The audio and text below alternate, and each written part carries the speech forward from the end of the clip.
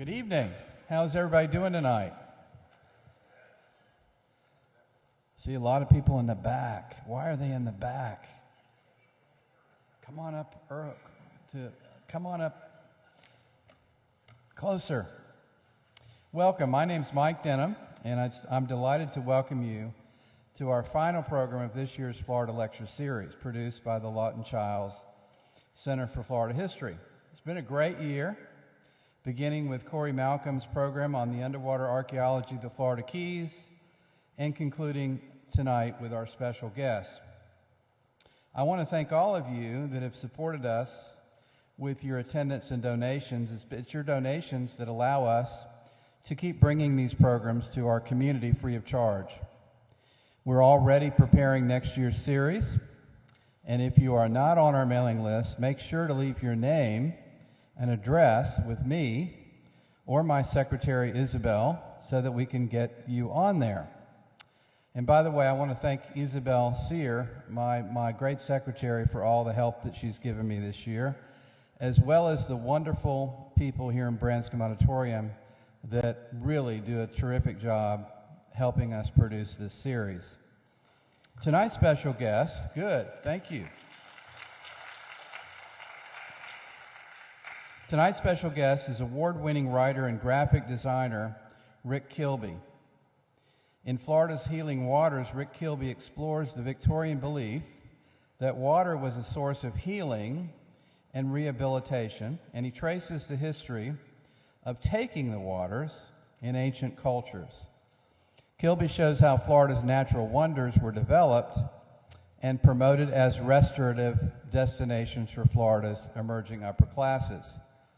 For America's emerging upper classes. Florida didn't have a whole lot of upper classes in the 1880s.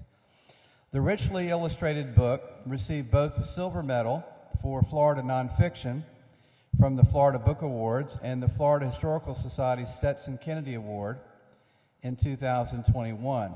Many of you might have had a chance to browse the book, and you're going to see many of the images in it tonight, and it is clearly one of the most beautiful books that I've seen in a long time. It's absolutely beautiful, as well as chocked with lots of great text as well. As Rick himself would tell you, his creative journey has lasted 3 decades, and it has been interesting, unexpected, and full of synergistic occurrences that he could never have planned. Fresh out of college in 1986, he started working as a graphic designer at a publishing company in Gainesville. And then in 2000, he started his own graphic design business. Rick Kilby is committed to building awareness of Florida's rich history, unique culture, and endangered natural environment through art, design, and education. His first book, Finding the Fountain of Youth, Ponce de Leon and Florida's Magical Waters, which was published by the University Press, is outside, also for purchase. It won the Florida Book Award in the Visual Arts category. Since then, Kilby has given presentations at museums, libraries, conferences, and even on a boat on the St. Johns River. Beginning in 2020, together with Kathy Salustri, he hosts a podcast, Florida Spectacular, a weekly trip across Florida. He might actually share some of that with us tonight. So, ladies and gentlemen, please join me in welcoming Rick Kilby to our stage. Thank you.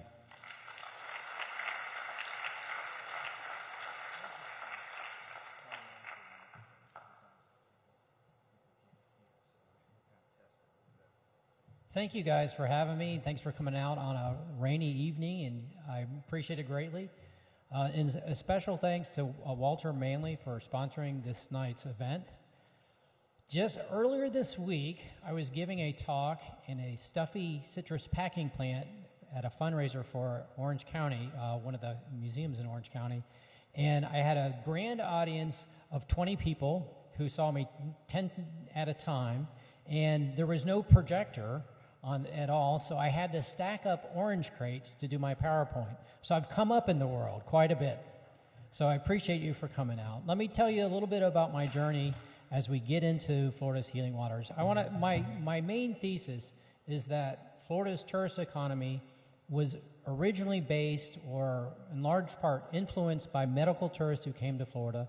And one of the things that brought them here was our waters, not just our spring waters, but the ocean, and as well as hydrotherapy or hydropathy. That was a huge draw in the 19th century and continued into the 20th century. My journey to discover this subject began actually in all crazy places, the Fountain of Youth attraction in St. Augustine, one of my favorite places. I hadn't been there, and a friend came up from the SCA, which is the Society for Commercial Archaeology. And what that group does is they travel around and look at roadside oddities all over Florida. What happened to me at the Fountain of Youth was I decided I had never been to a place like that because my dad did not like tourist attractions. He called them tourist traps and thought they were a waste of money for Floridians. But what I discovered at the Fountain of Youth changed my life because I thought I had not been looking at Florida in the right way, and I tried to look at it through the eyes of somebody in the Society for Commercial Archaeology. I tried to look at it as a tourist would, and that's when I started writing and blogging, and I became obsessed with the myth of the Fountain of Youth. I started to connect the dots of the Fountain of Youth and go to all the places connected to Ponce and all the places that claim to be the Fountain of Youth. And the very first place we went was this, White Sulphur Springs. It doesn't look like that anymore, and I was obsessed with this image. Why are all these people here? I grew up in Gainesville, in Springs Country. Nothing like that exists today, and I wanted to know more. So when I started promoting my first book and doing talks like this all over the state, I would go to archives and do more research to learn about what I call Florida's golden age of bathing, and learn as much as I could, because there's a lot of reasons why I love it. I'm fascinated with the Victorian era. I love architecture and a lot of these wonderful structures. In fact, most of these wonderful structures that were built for bathing no longer exist, and they're great examples of Victorian architecture. One of the first people who you would probably recognize who came to Florida who was an invalid would be Ralph Waldo Emerson, who came to St. Augustine. He had no intentions to go to St. Augustine. He was just going to go to Savannah. But for some reason, he went further south in 1827. So you have to understand the context. Florida was just a territory then. It wouldn't be until 1845 that it became a state. And there were no hotels in St. Augustine. So he would have had to stay in somebody's home or at a boarding house. And he enjoyed his stay. He was bored a lot of the time. He went to a prayer meeting, and right next door they were having a slave auction, and he wrote about the juxtaposition of those two very different events going on at exactly the same time. He talked about rolling an orange along the beach, but when he left a different man, and despite the fact that he had consumption, he lived until his 70s or 80s. Consumption is the reason why many of those people came to Florida in the 19th century, because consumption was the scourge of the 19th century. Here's two remarkable stats. In the year 1800, 1 out of every 7 people who had walked the planet up until that point died from consumption. Oh, and consumption is tuberculosis. Consumption is the 19th century term of that. So 50 years later, in 1850, 1 out of every 4 deaths in Europe and the United States was due to the white death, or consumption. And they called it consumption because it consumed you and you wasted away. And it was believed that one of the causes was bad air. And so during the Industrial Revolution, the air in cities that was attracting people for economic opportunities was worse, and the air quality was bad. So people who could afford it fled the cities. They went up into the mountains, they went to seashores, and they went to mineral springs whenever they could. And there was also the sanitarium movement that started in 1885. It started first in Europe, and the belief was being outdoors and exercising and breathing in good air would help people with consumption. So it started in Saranac Lake, New York, and if you've ever been there in winter, it's not good weather to be outside in. And so they would have people sleep outside in the freezing weather, and somebody at some point got the great idea, let's go down south for the winter because the weather is so much better if we're going to be outside. So you started seeing travel books like this going south the winter with hints for consumptives. I love this illustration of the poor lady falling asleep on the deck of the boat. A lot of these travel guides like these would have these accounts of don't come to Florida if you're at death's doorstep. Don't come, wait till it's too late because you might not make it. And you started to see these guidebooks pop up and really encourage people to come to Florida. So at that time, in the middle 18th, 19th century and the rest of the century, there were really 4 classes of people coming to Florida. There were invalids, and some of these guides said that 1 out of every 4 people at one point who coming to Florida were invalids. You had tourists, you had people who were settling, and you had sportsmen. And those were the group of people, and at that point, you had to be fairly affluent to come to Florida. One of those affluent people was Henry Flagler. We know Henry Flagler because of the Florida East Coast Railroad and the resorts he built. But he didn't like Florida at first. He came here with his wife because she was a consumptive. And so he came down from Jacksonville on the steamship and took this horse-drawn railroad. The tracks were made out of wood. It was bumpy, and the train would jump off the tracks all the time. And he said, the accommodation was very bad, and most of the visitors here were consumptives. I didn't like it and took the first train back to Jacksonville. So that's 1878.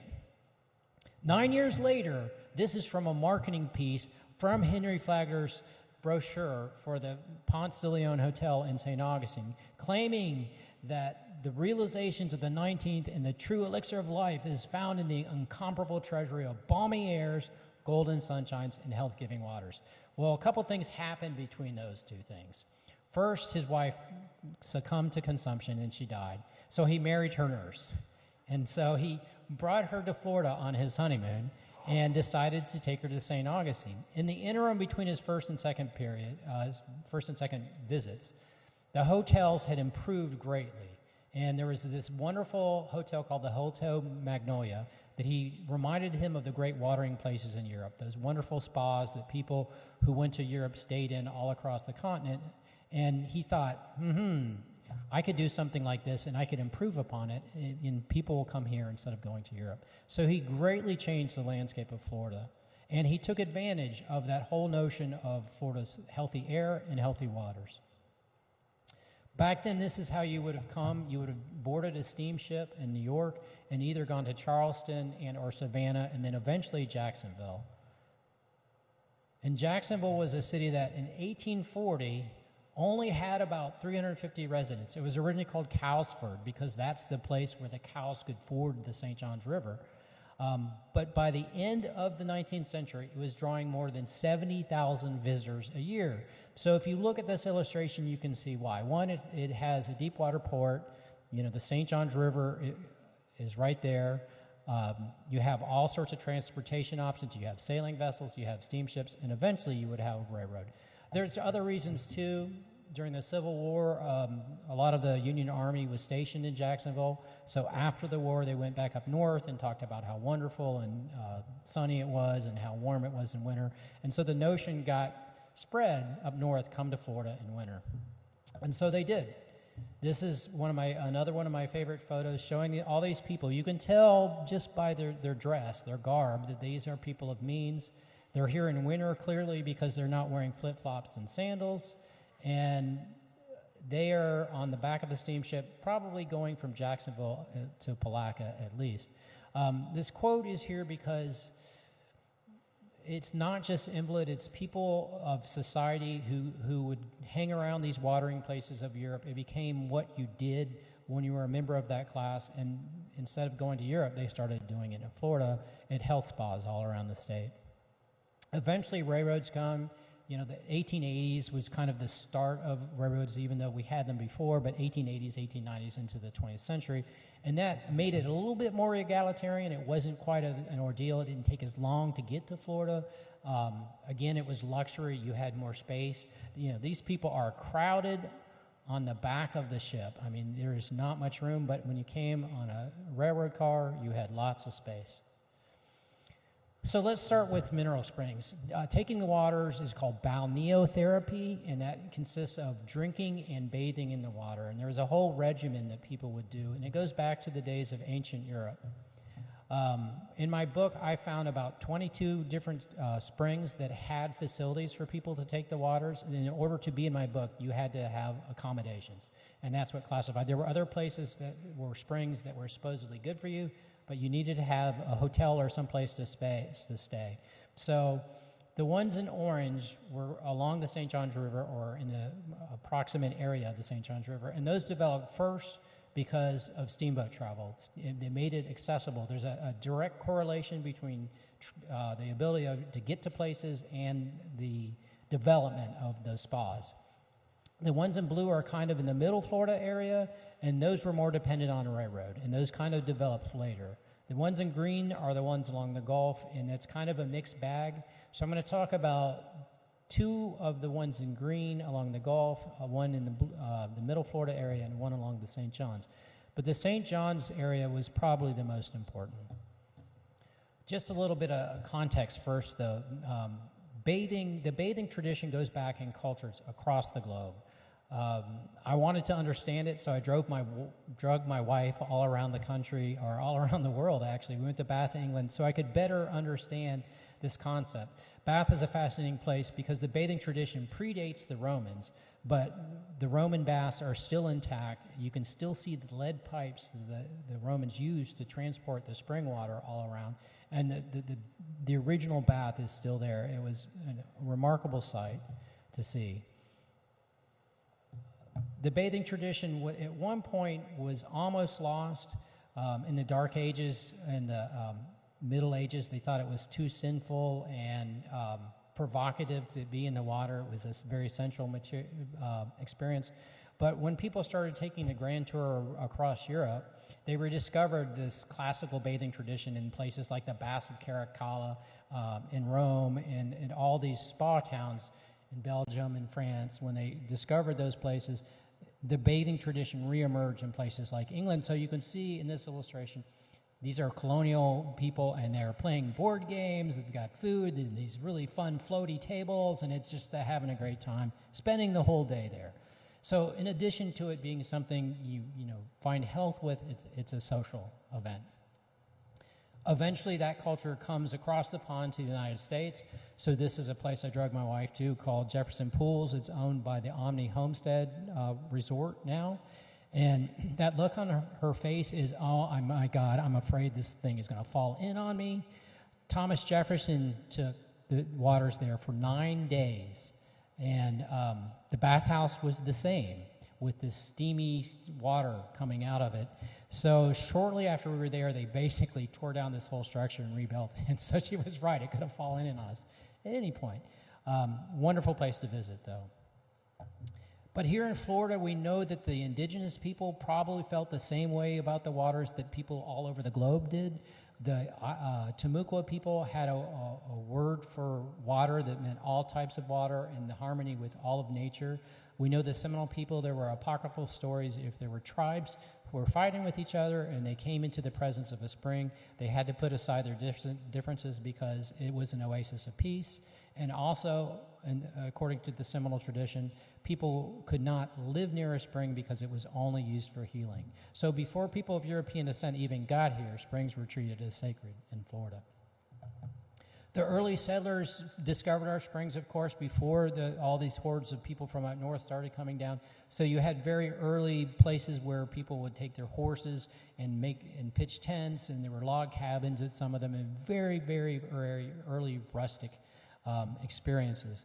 But in order for the people of means who were coming down on train and steamboats, you had to have better accommodations. And one of those people who promoted Florida as a destination was my relative, Harriet Beecher Stowe, who wrote this wonderful book called Palmetto Leaves, which was basically propaganda talking about how great it was in Florida. She lived in Mandarin, and she wrote articles that went in newspapers all over the Northeast and then compiled them into this book. And the point of this image is she equated the journey from Jacksonville up the St. Johns River as to the grand tour of Europe. So when you came to Florida, you didn't go to Disney World or Universal. You took a steamboat up the St. Johns River. You stopped at all these little spas along the way, and then eventually you would go up the Ocklawaha River to Silver Springs and then go back. But she had so much gravitas and so much power. When she wrote about it, people knew that it was something that you had to do. So if you were coming up the St. Johns River from Jacksonville, this would have been the first remarkable resort hotel you would see. The Magnolia Hotel, and these giant big flags on these two towers, and the steamboat comes and it docks, and there's a band playing, and they take you by stagecoach or put you in a carriage, take you back to the hotel. It had electricity put in by Edison himself. It had a hydraulic elevator. It had anything you could need. But ironically, the one thing it didn't have is it might not have ever had a spring, because there's a guide to springs of Florida, and it called it a pseudo spring. And then if you look on the fire insurance maps, you can see where wells were drilled all over the property. So there may or may not have been a small spring there at one time, but we know that they enhanced that by drilling wells. That's Magnolia Springs. It has a wonderful history, and one of the things I started to love about these places is the stories about them, and that this goes back to Joseph Finnegan, who was a Confederate war general for the who fought in the Battle of Olustee. He owned the first hotel there, and then they put a Freedmen's Bureau in his hotel, and then that burned down, and they built another hotel, and this is what it was. And it was the same hotelier who would actually run Henry Flagler's hotels in St. Augustine. So on this image on your right is that arrow is pointing to Magnolia Springs. The one on the left is Green Cove Springs. This is the premier bathing place in all of Florida. They were about a mile apart, so people often walked along the edge of the St. Johns River there. It was kind of where they would promenade. You know, you put on your best clothes and hope to, if you were single, you hope to be noticed by the other sex, and maybe you could find a husband or a wife that way. But this was the premier bathing town. It was started to be developed before the Civil War, but really took off in the 1870s. And this whole town, the county seat, grew up around this tiny little third magnitude spring. And here's what it looked like in 1873. This is the heyday of bathing in Green Cove Springs. You can see the spring in the background. Off in the distance is the St. Johns River. And then they would pipe in the water and make into little pools, and they were blocked off, so bathing was segregated by gender. So there was a women's bathing area and a men's bathing area. And then another detail I like to point out is the gentleman in the foreground or in the middle ground, that big thing behind him is a camera. It's like we live in a glorious age when we can just take something out of our pocket and take a great image and didn't have to carry around this giant box and have pictures developed. The big hotel there was a number of hotels. There were 7 or 8 hotels. Was the Clarendon House, and it was owned by a guy named Dr. Joseph Applegate, who came down to this area to help the freedmen and was a surgeon in the Union Army. And he eventually bought this hotel, and he would go around up to New York and talk about the efficacy of the water that they bottled there. Because a lot of these places would bottle the water and send it up north. This is a stereograph image by a well-known photographer named George Barker, and this is the opposite perspective. So you're looking away from the river up to the Clarendon Hotel. And a couple other things to point out, they called it Green Cove Warm Sulfur Springs because springs are at a constant temperature in Florida. Around 72, Green Cove is about 78, which makes it on the warmer side. But if you come here and go to North Florida during the winter and jump in this water, in the summer it feels freezing, but if you go in the winter, it feels warm. So they marketed those springs as warm springs. The other thing I want to point out is the range of things beyond consumption it says the water will heal. Rheumatism, gout, scrofula, dyspepsia, paralysis, neuralgia, all nervous affections, and on and on and on. And so basically, anything that ailed you, these springs would heal. This is the best example of a first-person record of people coming to Florida during this period to be healed. They were here a little bit later, so this is about 20 years after that photograph. This is Charles Kyer. He was an immigrant who came to, I believe it was Pennsylvania, Western Pennsylvania, from Germany, And he fought in the Civil War on the Union Army, and then afterwards he got with people back in Germany who were brewers, and he started a brewery that was very, very popular. It was in business until the 1950s, and it was very comparable to Yuengling, if you've heard of Yuengling, Kyer Brewery. So he was basically a millionaire in the 19th century. But as Ralph Waldo Emerson said, the first wealth is health, and that's what he didn't have. And he had some kind of lung ailment. I talked to the person at the Historical Society in New York, and he thought that or Pennsylvania, he had lung cancer, but he could have had consumption. So he comes to Florida, and his wife writes a series of letters back to their young daughter, Cressy. And that's how we knew, I kind of followed his journey. So he disembarks in Jacksonville, stays in St. Augustine, and then goes to Green Cove Springs. And in Green Cove Springs, his wife, Margaret, wrote, "Papa seems to like this place better than any place he has been yet." They stayed at the Hotel St. Elmo, March 2nd. They stayed until the beginning of May and eventually went back. Unfortunately, he died a few years later, and his heirs basically blew all his money. But it's a great record. It's the Florida Historical Society now has all those letters. In addition to going to Green Cove Springs, they went down to Indian River and stayed at a hotel there. And then they went up to Swanee Springs and stayed at a hotel there.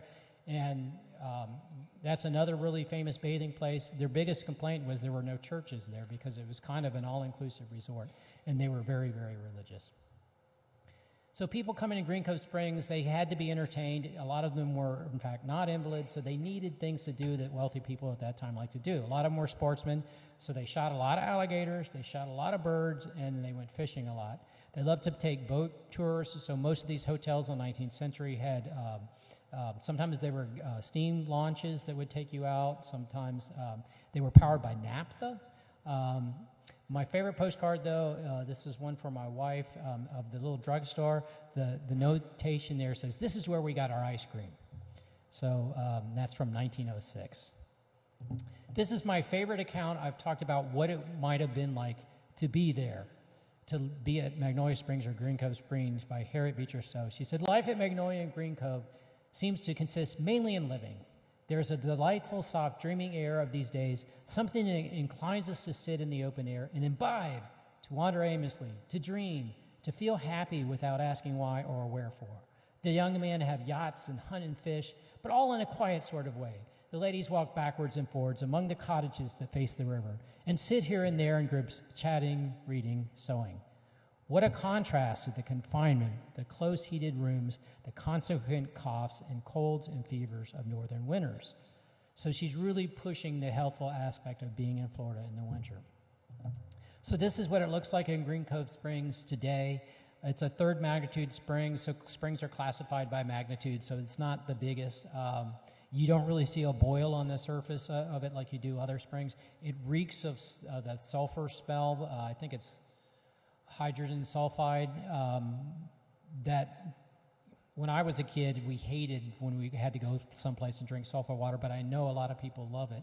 So the water is piped underneath to that swimming pool. It's open only in the warm months, like usually May through September or October, and the St. Johns River's in the background. This new facility was built in 2017, and from that era, there are a scattering of buildings. The only thing that's left from that resort era is one of the cottages that went with the Clarendon Hotel is now an Airbnb. But you can still go there and take the waters if you'd like to. The next place is White Sulphur Springs. It's one of the ones that would have been in the middle part of the state. It was probably comparable to Green Cove Springs, perhaps, maybe not as popular because it developed later.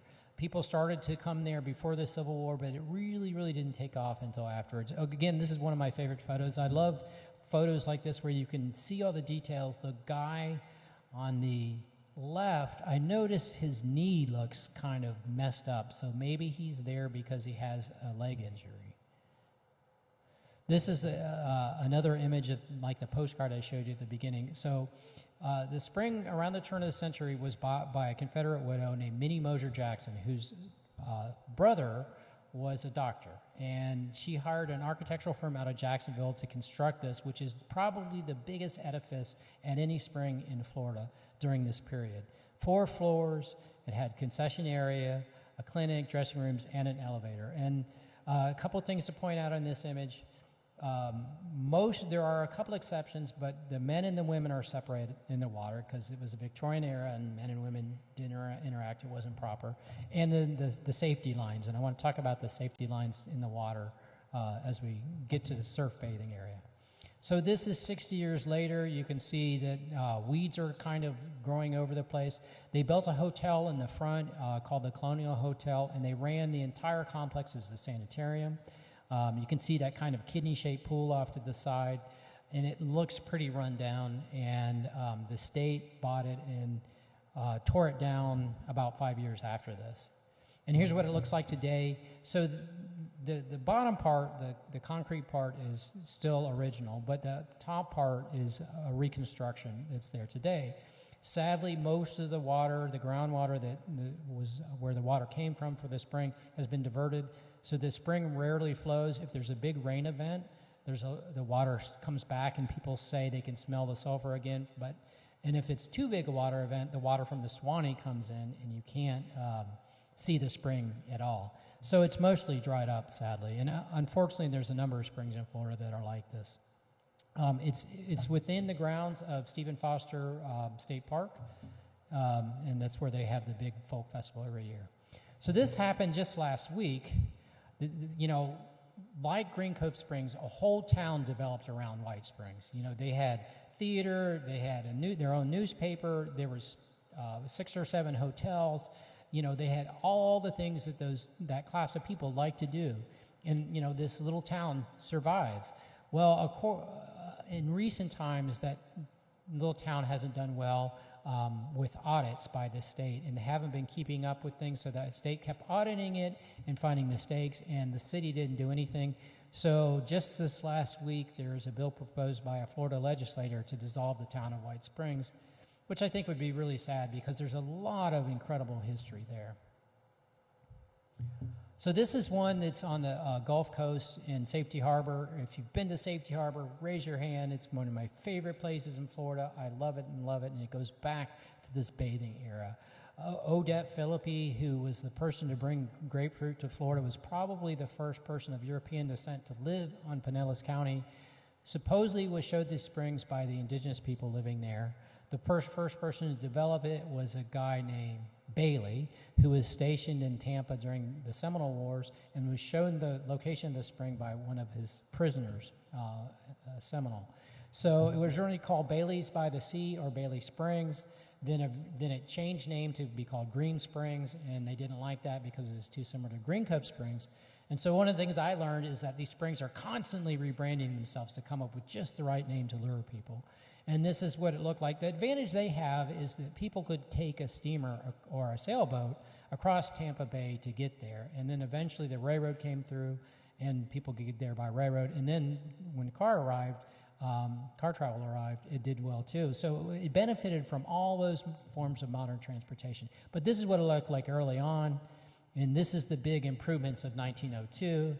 Of course, what happens when you build buildings like this over the water in Florida? Eventually a hurricane comes and knocks them down, so that's what happened here. But there's a lot of interesting things you can see. You can see the little bathing rooms. There's a building with a little chute coming down. I think that must have been where they bottled water. There was 5 different springs there, and my guess is they were probably originally bubbling up right in the seawater because you can see they're on a dock and apparently right at the water's edge. But Bailey died, and his son-in-law, Tucker, and his wife incorporated the spring and called it Espiritu Santo Springs. Espiritu Santo is what DeSoto called Tampa Bay, and so they rebranded it again, and they built this wonderful resort hotel in the 1920s. But as you can see, it's no longer right on the water because they did what you do in Florida is you fill in the land, and they filled it in. They wanted to have a golf course and back, so they filled in all this land. And so now if you go there, you can still go there today. There's all this big park right behind that didn't used to be there because the spring used to be right on the water's edge. So the octagonal building is still there, and they use it as a ballroom, and they have one of the rooms set up so you can see what it would have looked like in the 1920s. This is one of my favorite things. This is where you would go to get your drinking water. And they believe that each of the springs had different healing qualities. And so you went to spring number 1 for stomach disorders and skin disorders. You went to spring number 2 for arthritis, dropsy, rheumatism, Bright's disease, diabetes, kidney stone. Number 3 for liver and gallbladders, and it's a mild laxative, so don't drink too much of number 3. But they still have that sign today in the resort, which I love. It's down in the beauty salon. There was another spring that was called Beauty Springs, and I guess that just enhanced your beauty. This is what it looks like today. It's owned by a Greek guy, so there's lots of ionic columns throughout the place. At one point, they stopped using the spring water, but now they do. So if you go into the hair salon, there's these plexiglass coverings, and you can see PVC pipe coming up, and that's the spring water. And, of course, they have to process it because you can't bathe in just clean spring water. So it's kind of like swimming in a swimming pool, but no smell of chlorine. That's my best thing. And you can stay there. It's pretty affordable. This is one of my favorite places in Florida. This is another Gulf Coast spring. It's in Northport, Florida now, and it has an amazing history. And the best thing about writing your own book is you can sneak in things. So my book is about Gilded Age spas and resorts.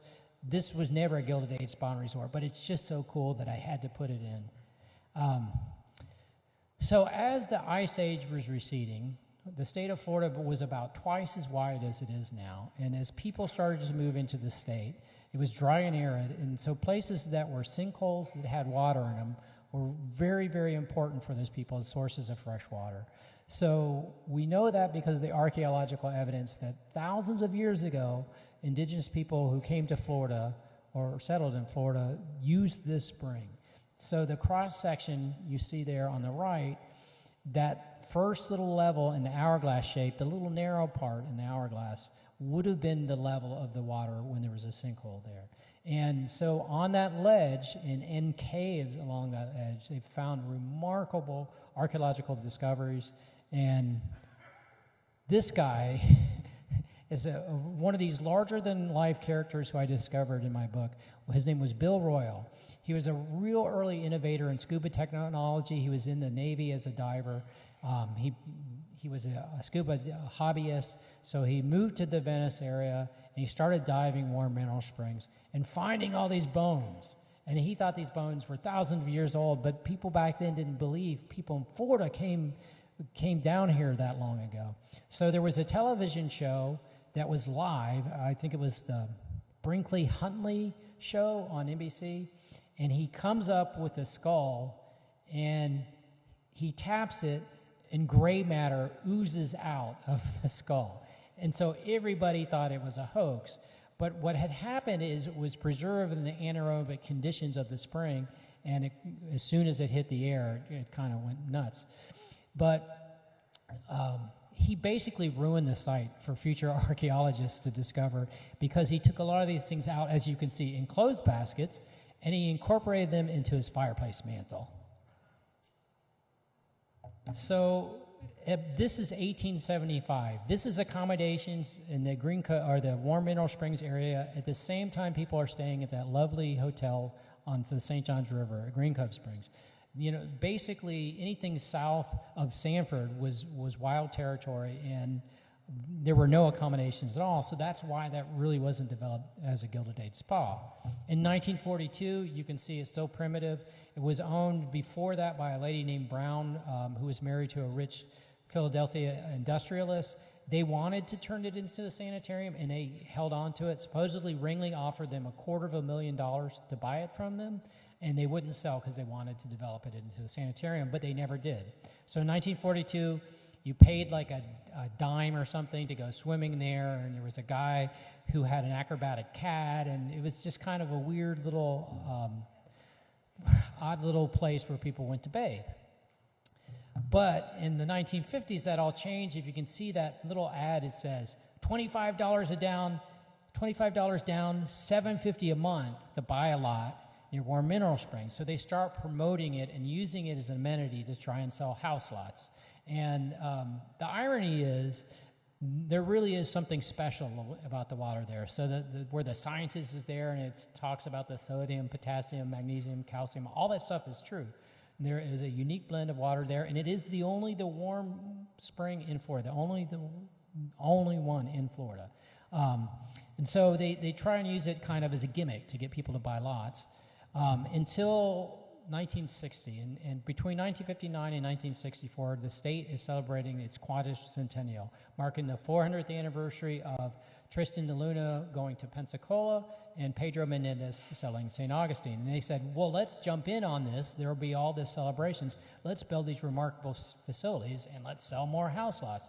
So they hired one of the architects from the Sarasota School of Architecture, what we call it now, to build this wonderful facility there in a very short period of time in 1960. If you notice the main two buildings, there's a round building, which is a cyclorama depicting the life of Ponce de Leon. The other building is shaped like an hourglass, and it is the exact same proportions as the cross section that I showed you here. So he used that as a design reference, and it was a beautiful building, and the place today really caters to Europeans. So it has the highest population of Ukrainians in the state of Florida because people come here for the unique blends of minerals in order to take the waters. Well, what happened is this wonderful building that was designed and built in 1960 was whacked by a couple hurricanes, and the town of Northport decided to kind of let it go, so that it was in danger of falling by the wayside, and they actually issued a permit to demolish it. But I worked with a group out of Sarasota, the Sarasota Trust for Historic Preservation, and we were able to convince them not to tear it down, and so they're hopefully going to rebuild it. So they're going to daylight it, so a lot of the walls will go, but they're going to keep the design intact, and hopefully it'll come back to life. Change the topic just slightly here and talk about sea bathing. So it's not just our spring water that was good. There was a whole other idea, and there's a name for it, and I can't remember. It's something like Ted Lasso therapy, but that's not it, I'm sure. It goes back to England, of course. In Mediterranean countries, bathing was a thing you did all the time in the ocean. But in colder weather, in colder environments, the sea was seen as something fearful. And for the most part, they didn't go in the water. They didn't go swimming in the springs. So it started in a place called Scarborough in England, and there was a spa town there for a mineral spring, and the guy wrote about the efficacy of drinking salt water and bathing in salt water, and it could help cure gout. And if you didn't like the taste of salt water, just mix milk with it, and it's really good for you. So you saw these great articles come out, and so seaside spas started popping up at places like Brighton and Margate, and then eventually in France and Belgium. And so anything that's popular in Europe is going to come to the United States. So you started to see seaside resorts all over the northeast coast in places like Newport and Cape May, New Jersey, where people started bathing because they believed it was good to them. But not in Florida. Because in Florida, if you went south of St. Augustine, we had to have little stations, a walking distance or a day's walk apart in case you got shipwrecked. There was nothing on the beach. So if you got shipwrecked on the beach in Florida during this period of time, you could literally starve to death or die of thirst. So they started to build these house of refuges that were a day's walk apart along the south part of the state, because nobody built anything along the beach until people started coming down for the healing waters of Florida. This is a pre-Flagler resort, and it's just remarkable. Of course, most of these places eventually burned down. I love this one. This is Pablo Beach, which is actually Jacksonville Beach. And the line beneath Murray Hall says, house supplied with elevator, electric bells, hot and cold and sulfur baths, bar, bowling, and billiards. Everything you need in a resort hotel. It burns down, but the person that changed the whole idea of the beach as an asset, as a place for resort hotels, is really Henry Flagler. And this is a slide where I like to juxtapose two opinions of him. The color image is from a brochure or an ad for the East Coast Railroad, which was Henry Flagler's railroad, where a light is coming out of the heavens and illuminating the east coast of Florida because Henry Flagler's work is so magnificent. And the other image is from a newspaper that doesn't see Henry Flagler in such positive light. It sees him as an octopus, got his tentacles all over the state, and there's actually looks like a little person cut in half by his tentacles. Two ways of looking at Henry Flagler, but he did bring people to the east coast of Florida. So the heyday of sea bathing or surf bathing in Florida would have been about the turn of the century in Palm Springs. And these are sea bathers at the beach. Note the safety lines cutting across the picture. Because a lot of those people who come to Florida in that time do not know how to swim. They simply entered the surf because they believed the water was good for them.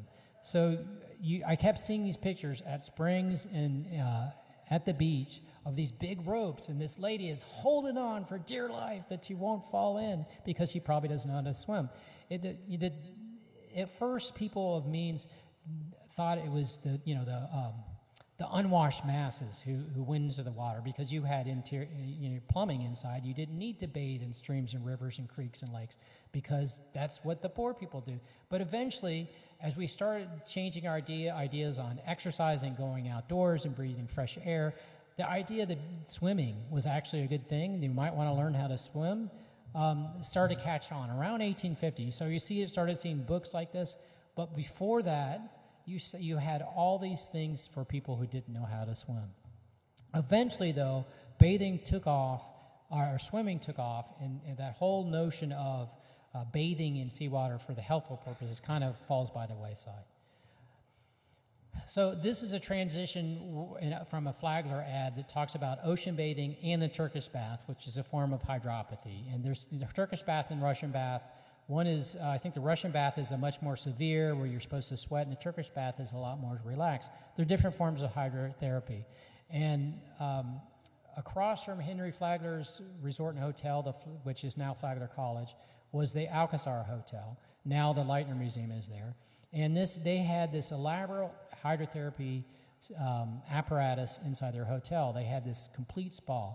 So look at all the form of bathing: hydrotherapy, mechanotherapy, electrotherapy, tonic baths, Turkish baths, steam spout baths, Roman baths, Russian baths, hydroelectrical baths, spout and massage baths, saline and sulfur baths.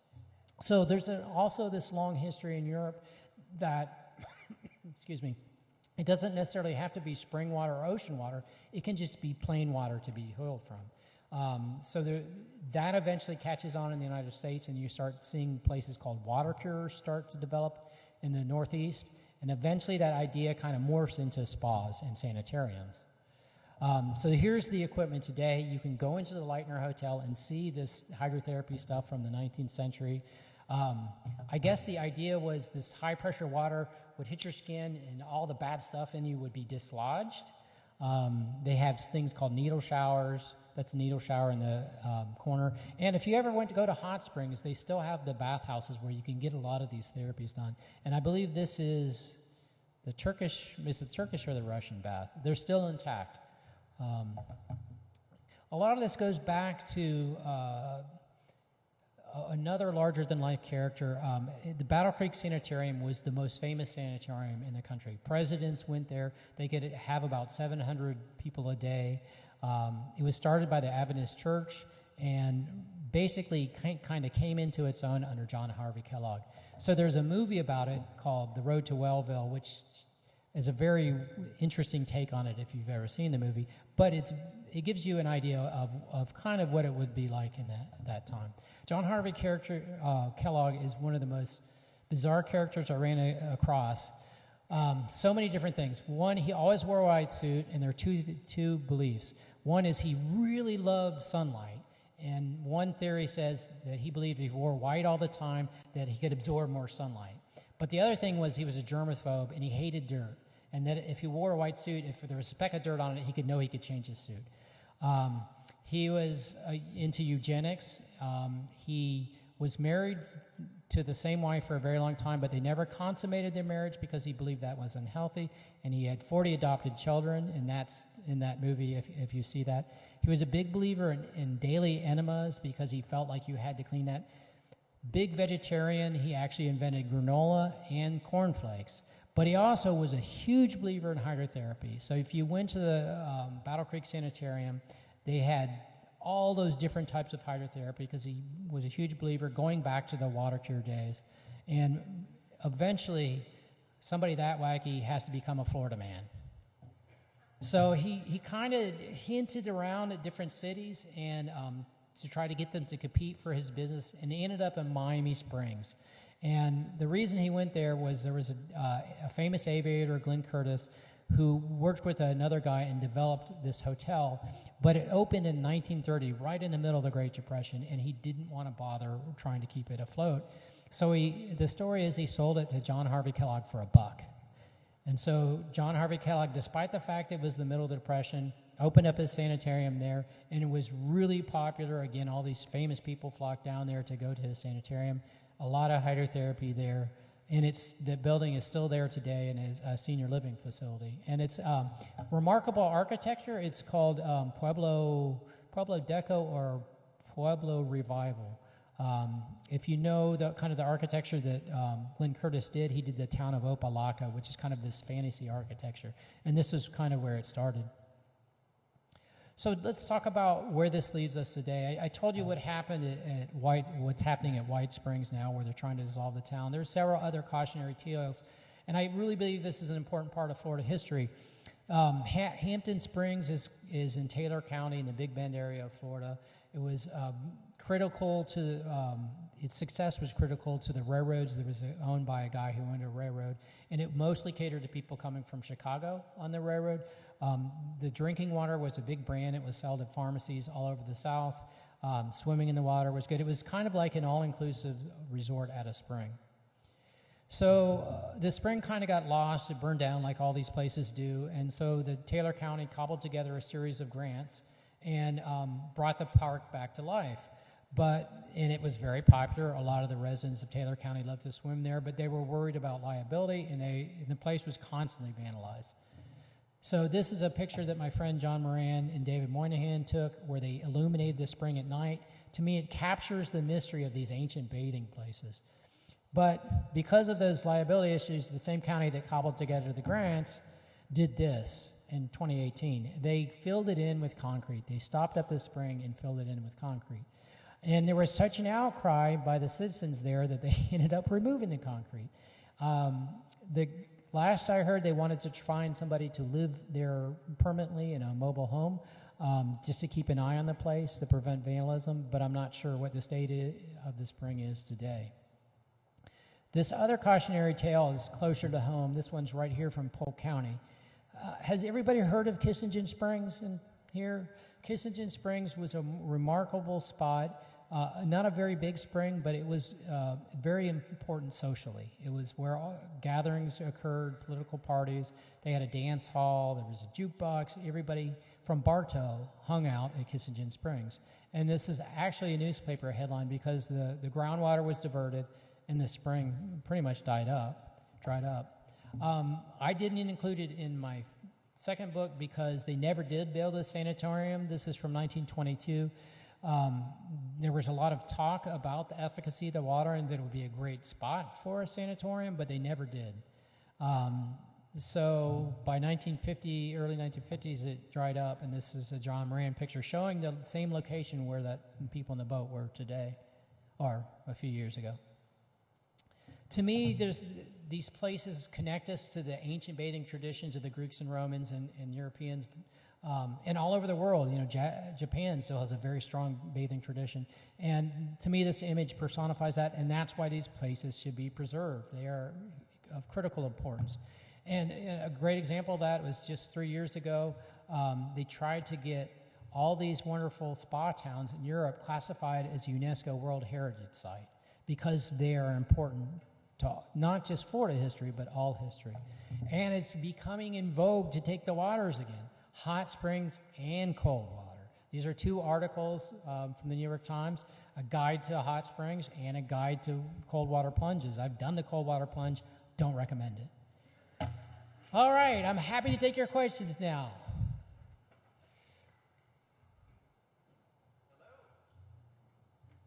Hello. Turn on the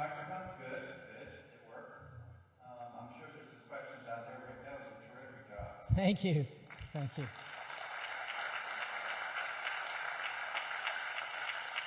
Anybody want to ask a question? I could probably ask questions for the next 2 hours, but I'm going to give everybody else a chance.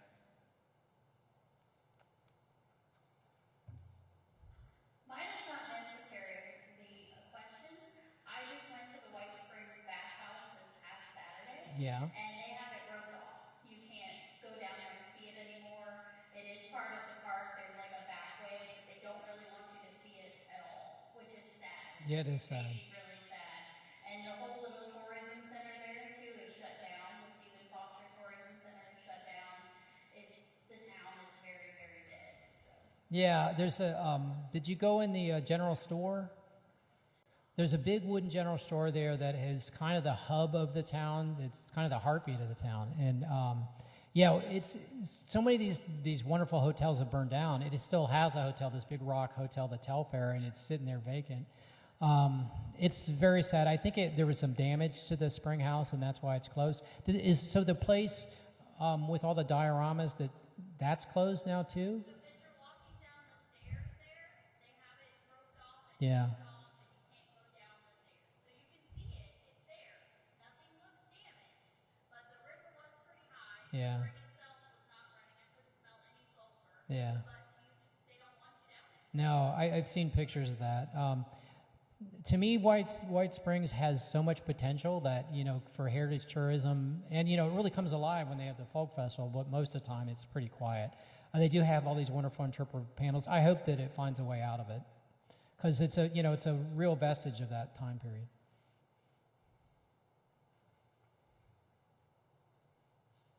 Somebody over there.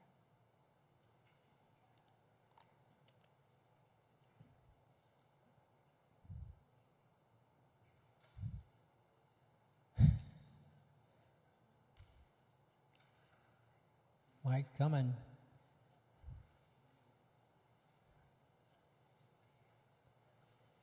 Have you been to the Alcazar in St. Augustine? Yeah, the Leitner Museum's there. The In where the pool was? oh yeah, downstairs. Yeah, yeah. There used to be a bunch of antique stores on the ground floor that I'd love to go to. Now I don't think there's anything there. There's a cafe in the bottom floor. When they opened that, it was supposed to be on the scale of those grand Roman baths, and they used to have all these things.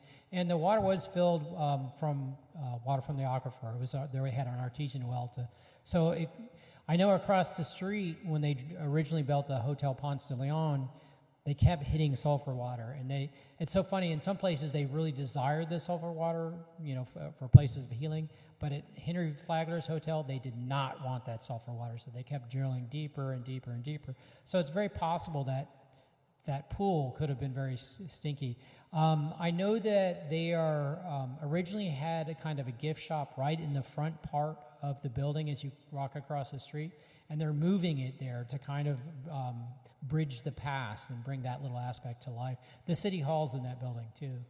If you haven't been there, if you go to St. Augustine, I urge you to go to the Leitner Museum and then go across the street and take the tour of Flagler College, because the cafeteria those kids eat in is all Tiffany stained glass in its original location.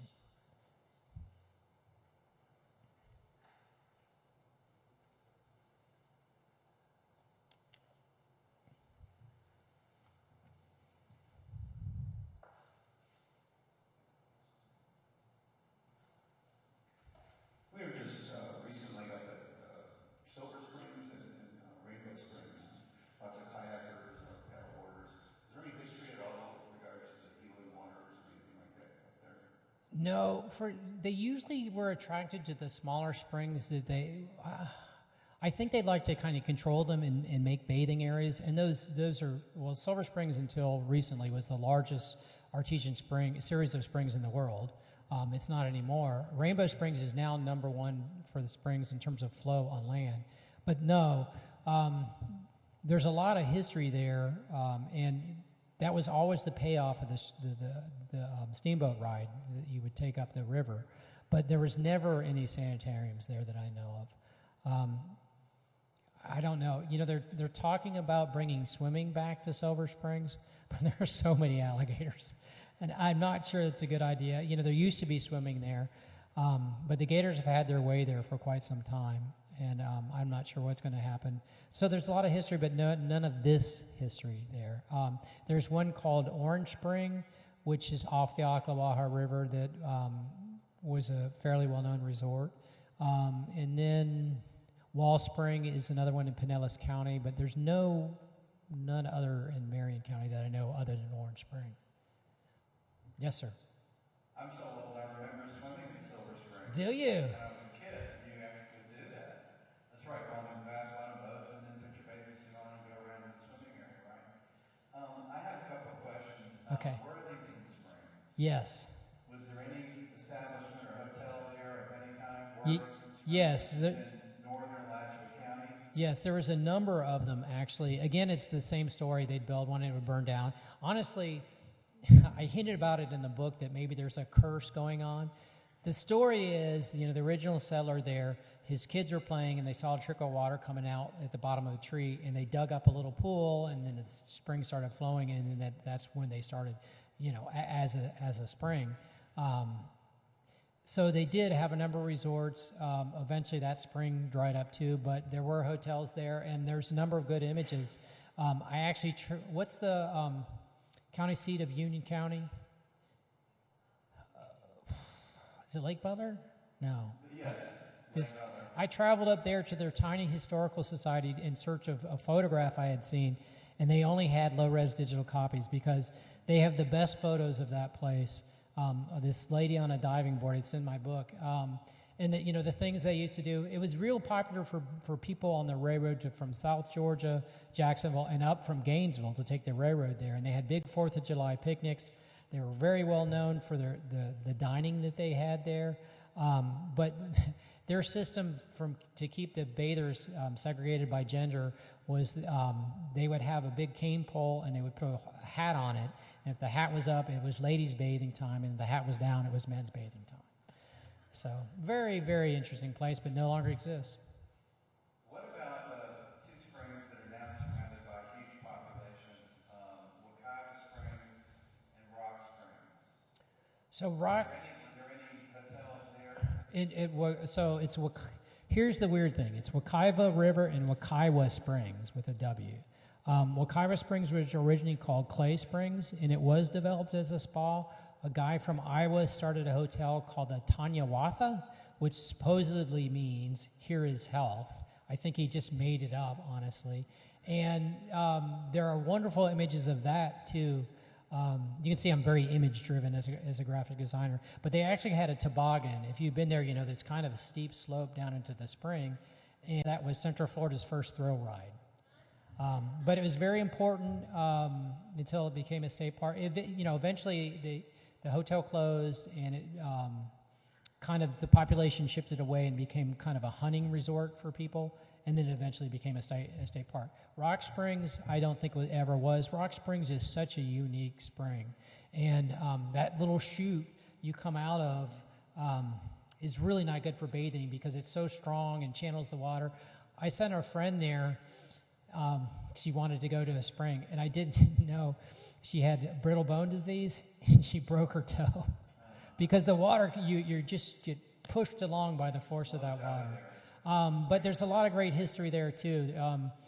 There's actually a ghost town named Ethel nearby, and it was owned.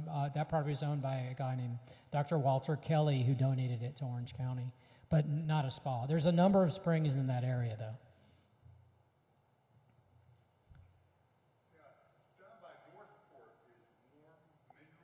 Yeah, I talked about it.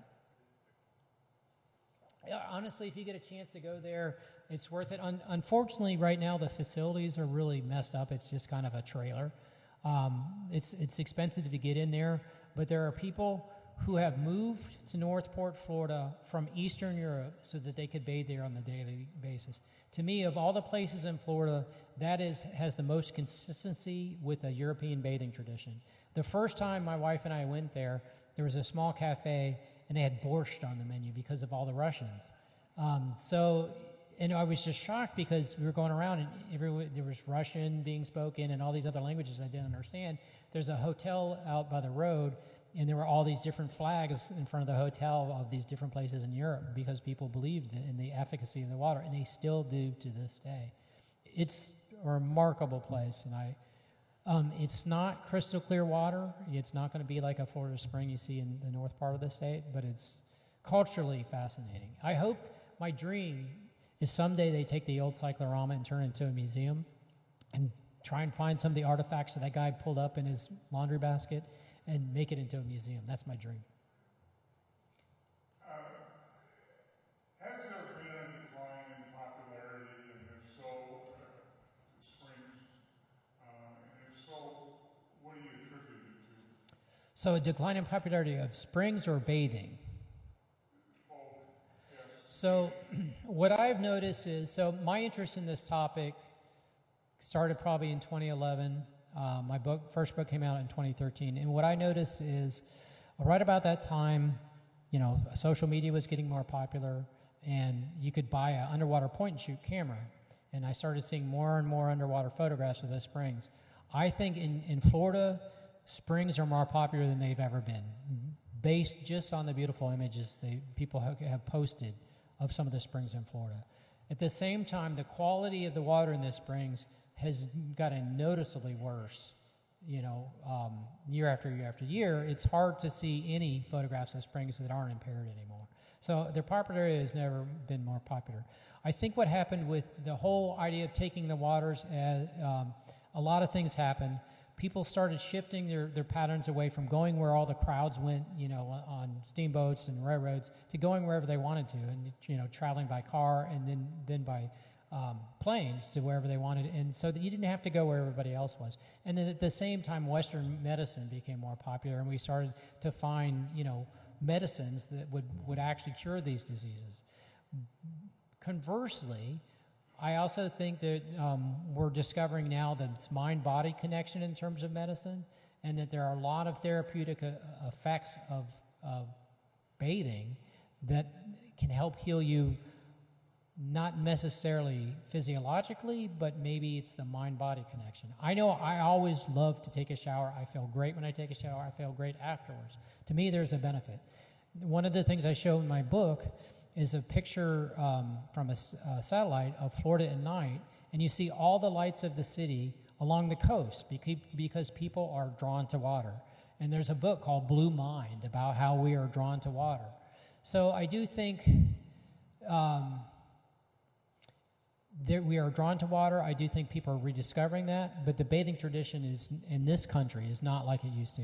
In Europe, you can still go to a spa and do hydrotherapy things and if you have socialized medicine like they have in places like France, 2 weeks of all those hot spring spas, they're called onsen. And in the saunas in Russia and in Eastern Europe, that tradition never died out. But in this country, it died out. I don't think it'll ever be the same, but I think people are becoming more aware of the places or the benefits of water for the mind-body aspect of it. There's a bathing place in our town where they have these pods where you go in. It's kind of a sensory deprivation kind of thing where you float in the water, and they put a lot of Epsom and stuff that makes you float. And I've been dying to try it. I never have. But they're there. Does that answer your question? I think Mike's back there, but there's a gentleman over here. Did I hear you say something about a relative, Harriet Beecher Stowe? Yes. Would you like to talk about that? I can't remember exactly, but it's very distantly removed. So my grandmother's name was Harriet, and we always wondered, and there was this story that we were related. And so I had somebody do a deep dive in genealogy, and she confirmed it. Harriet Beecher Stowe moved here after the Civil War and lived in Mandarin, and was she was equivalent to, when she met President Lincoln, the story is, and it's never been confirmed, is he said, "You're the little lady who started the Great War." The only book that was published more in the 19th century than Uncle Tom's Cabin was the Bible. She was the most famous English-speaking woman on the planet, during her time. So when she came to Florida and started writing about Florida, her influence was profound.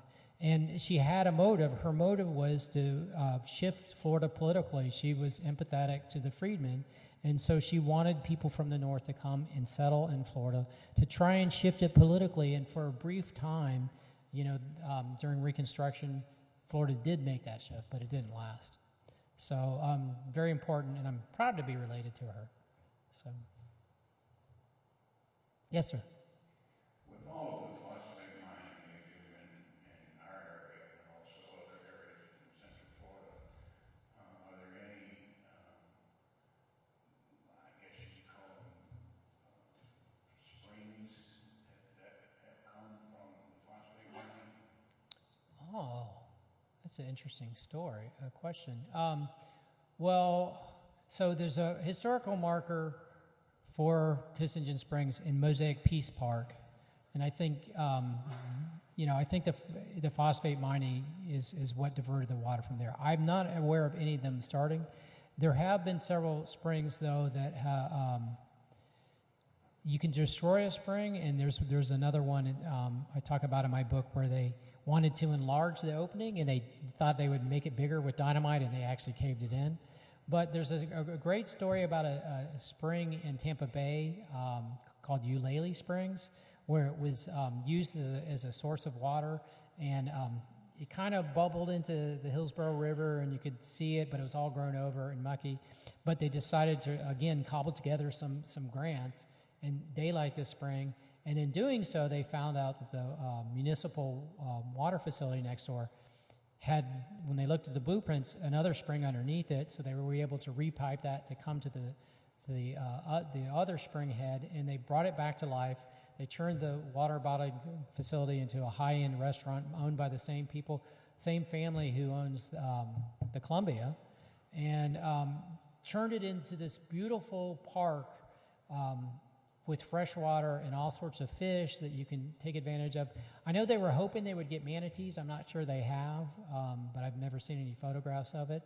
So springs can come back to life, but the reality of it is until we are taking so much water out of the aquifer at this point that the springs will never be what they used to be unless we find other ways to get water. That's where like 90% of our drinking water comes from. So, but I don't know of anything that's caused any spring that's opened up. That's a great story. Great question. Thank you, Rick. Thank you very much for this great program.